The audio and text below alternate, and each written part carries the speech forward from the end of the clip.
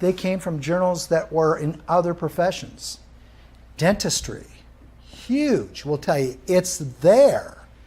Osteopaths, craniopaths, vision, oh my gosh, Heidi, it's there. Learning disorders, psychiatrists, social workers, it's there. Do you follow me? And underlying all this stuff is this little thing called postural respiration. You're learning how to breathe to hold yourself up. When you forget how to breathe, to ventilate. The diaphragm work was made to what? Ventilate. But when you're using it for posture, you'll be heading to Chicago because you're dysautonomic. You're dystonic. Or Mayo. Or somewhere. To be told we can't find anything wrong with you. Does that make sense? Nothing came first. It's what you did with what you couldn't do. And that's called compensation. That's the problem. What came first? Guess what? I don't even consider you coming first because you're human. Christy will tell you, I expect you to be a left AIC, right BC type of person until you tell me you've done something in your life that kept you from becoming so patterned. And then when I see a non-patterned individual, right, Linda, I think, geez, I'm so glad I went to physical therapy school. Because at that point, I understand arthur. You know what arthur is? The joint. Arthro. Kinetics. The joint. Because now I got a problem maybe with the joint, or the muscle, or a ligament, or the nerve, or tension, or fascia, whatever you want, whatever turns your heart. All I'm saying that I can't look at those if I see somebody objectively not being able to shift, ventilatory, because I don't have the appendages on you until you can do that. And every time I see the word back and spine, I'm thinking there's only one regulation of the back and spine. What's the regulatory board of the back and the spine? What regulates the back and the spine? Actually, there's two regulatory boards. Anybody want to take a yes at these two boards? First board is gravity. Don't we all have to deal with the same gravity? I don't think gravity in Alliance is different than gravity in Lancaster County. You guys understand? Gravity. What's the second regulatory board? How you move gas. Therefore, next year's course, in the I&I course in the spring, not I&I, the interdisciplinary course in the spring, is all on gas and gravity. Regulation. How do you regulate it? Well, we're starting here a little bit, this conversation. You got to regulate it by moving air from side to side and dealing with gravity from side to side. And a lot of these issues that have comorbidity issues attached with it probably would go what? Down. Probably, according to the evidence. Clinically, we see it all the time. Clinical is not good enough. Show me the research and the evidence. So we're going to do that for you. Belly breathers are your first example, Linda, of somebody who did something first because of that stuff. The first thing they did, a belly breather will do, is say, okay, I can't expand my chest on one or both sides. I'll just push the contents through my abdomen. I'll just take a breath of air in and everything's going to push through my abdomen. And they get little flares. And now they're breathing with their bellies.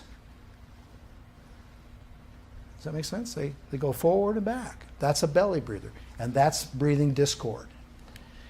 We have people that use their muscles of their neck too much. We talked about the neck. And the diaphragm is posturally. I went over that.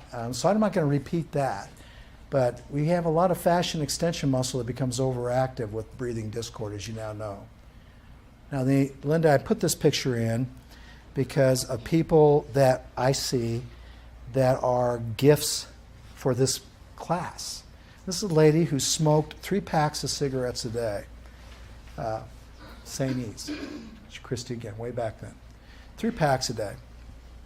She's the one that said, go out there and put a course together. one of the people in my life. Don't let this, Susan, happen to anybody else. Guys, it wasn't the nicotine that killed. She's, by the way, alive. I still get a Christmas message every year from her. Anyway, so she said, go out there and tell people, it's not the nicotine that killed me. It was killing me. It wasn't the nicotine. She had to breathe in. She used this e-cigarette, because it could have been an e-cigarette. She used a cigarette, Jonathan, for one reason. Why did she use that cigarette 3 packs a day? Why did she light up almost 100 times a day? For what reason, Rick? Thank you. No one showed her how to breathe. Ron, I'm going to tell you right now, the reason I had my lung and she had lung tissue taken out. She had cancer. And my breast removed. And see the scar on her? Look at the scar. I had that done because I needed someone to help me learn how to breathe. You come around my life, thank you, after I had it done and told me that I can't get my ribs to move which way? Down. If you would have been there 20 years ago to show me how to get my ribs down, I know I would never have loved nicotine like you think I love it. I hate nicotine. But the only way I could breathe was sucking in on a what? An e-cigarette. An aroma cigarette. Why, Stephanie? Because it allowed her to what? Breathe. Of course, nicotine's a factor. But this lady was an honest lady. If someone would have showed me what you just showed me, I wouldn't have had to worry about my neck tension because she got tight. The cigarette relaxed her. And she goes, now I know. I feel like I just had a cigarette. When you get my ribs down and I can breathe, I feel like I just had a cigarette. And I did that, Chad, without the nicotine and the shake and the edge and the drive. So, yeah, that's what came first. What came first? Which chicken and egg came first here? She was looking for a way to cope with an inability on how to breathe. Okay. Put all the tobacco in the country in the sewage and we'll never grow another tobacco plant. Are you really kidding me that they're not going to come up with an e-cigarette? You know that's going to happen. You know what an e-cigarette is? It's a different aroma, different thing. You're still going to need to what, Chad? Breathe. You see people still needing to what, Rick? Pull, lift. Jonathan, first word out of my mouth was, how do we get people to understand the ribs are meant to move which way? Down. She was genetically given with the, look at the large thorax on her. Now, you got to remember, guys, if I can get a lady who has that much scar tissue on her right side to look like that, you could probably do what we're going to do this in the lab and get people to get their right chest wall to open up. And that's what we're going to be working on. I show her slide because do you know how many people are walking around this earth today without any surgery that move less than she does? Because not of scar tissue, because of restriction neurologically. Do not get air in your right side. Because if you get air on the right side, it's going to push you over to which direction? The left.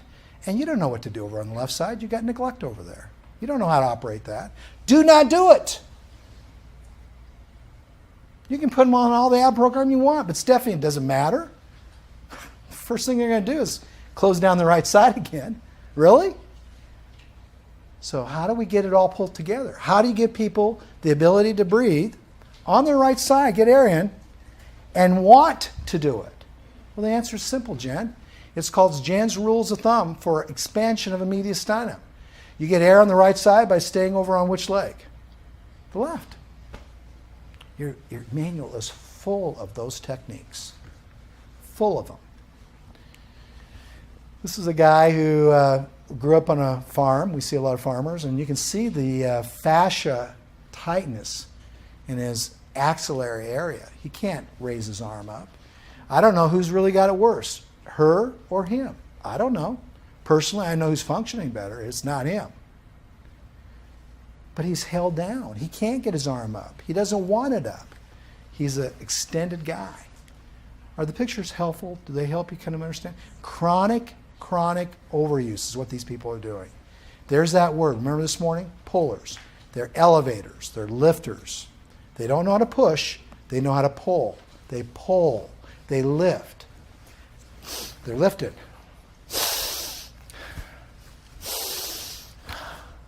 They even do this.